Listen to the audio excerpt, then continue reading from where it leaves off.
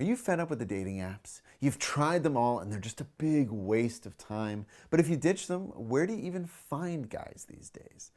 Well, fear not, because in this video, I'll tell you what you can do to finally find a guy who's a great match for you. This video is for any woman who wants to find a real connection, but is fed up with the dating apps. Let's be real. The frustration with the apps can be at an all-time high, especially when you're not getting any interactions or the interactions that you don't want. It can make you feel like you're not good enough, like it's not worth it, like are you ever gonna find love? And that can just make you and your self-confidence spiral into a really negative place. And a lot of times this can happen because either, again, you're not getting the interaction, or you're getting too much interaction, the type that you don't want. People are just trying to get into your pants, or they don't have integrity and they just go on one date and then they totally disappear. Write in the comments and tell me about your worst dating app experience. I know for me, when I was on a dating app, I got almost no interaction for months and it didn't work. So I had to find something else to do. Because if you want to meet a potential partner for you that is actually going to be a good match for you, it may be important for you to get away from the apps and start the journey of looking elsewhere. I'm about to tell you how to do that. So if you want to know, give me a thumbs up.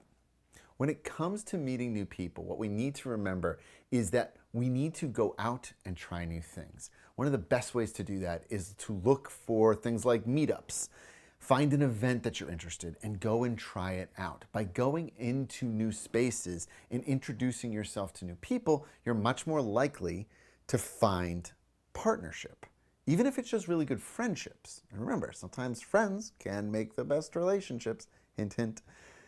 Focus on hobbies. Focus on things you're interested in. Focus on events that you really want to and are passionate about, or even take a class. This can be a really good way to introduce yourself to new people. And this will serve another purpose too. You'll be doing something you enjoy, which will keep your confidence, your happiness, your joy up while going through the scenario of finding someone new. And who knows? Maybe while you're out there doing that, you might meet like a cute little gardening boy or something and start a relationship because of something you already have in common. If you're there because you're passionate about it and they're there because they have something that they're passionate about too, that means you share the same passion. And that is a first great connection even before you start talking. Now, for some of you, you may be thinking, but I'm worried about going alone. I don't want to be just some random person all by myself going to these events because that can be scary. And sure, that's true. So instead, what I want you to do is grab a friend, a wing person, someone who can go and support you and also give you space. Now, if you do decide to take a friend, you have to remember two important things. First, a guy is much less likely to approach you if you're already with someone. So if you spend the whole time chatting and engaging with your friend, even if someone is interested in you, they may not necessarily approach you. And if you do take a friend, you still have to be the one who actually approaches the partner. Says, okay, I think that guy over there looks cute, or I've been having a great time with him. I'm gonna go talk to him. You stay over here. You have to be the one to shape that interaction, not just with the new potential partner, but with your friend as well. Now, there is one place that I'm going to tell you to avoid if you are looking for new relationships, and that is do not go to bars. Okay, I'll say it again. And I've told people this all the time and they give me this strange look. Don't go to bars. I'll tell you why. One, you are going to be drinking and they will be drinking. And while that may be fun, you're not necessarily going to have an authentic interaction with someone who's drunk. You may end up starting a relationship with someone who is really fun when they're drinking and a total pain when they're not.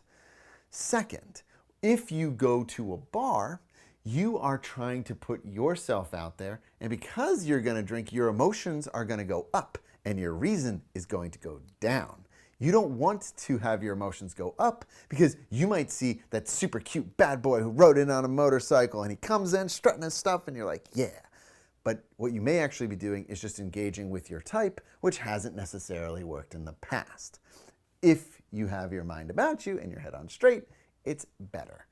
Also, the third reason that I don't want you to go to bars is because when you go there, the atmosphere is not necessarily conducive to actual interaction as much as it is just yelling over each other and having them buy you drinks. This could, again, bring up the getting into your pants scenario, which is not what you are looking for. If you want to find a good partner who's a good match, you have to play the game to win the game. This means you need to try new things and put yourself in new positions. This will help you find new people, not the same old people. So, now you've met someone with potential. What's next? Well, that's in my next video, which is all about how to start the conversation with him now that you've found him. Trust me, you won't want to miss it. So hit that subscribe button so you've been notified when the video comes out. Or if you're watching this later, just click the link in the description below. So get out there, be brave, and find the guy who's a great match for you.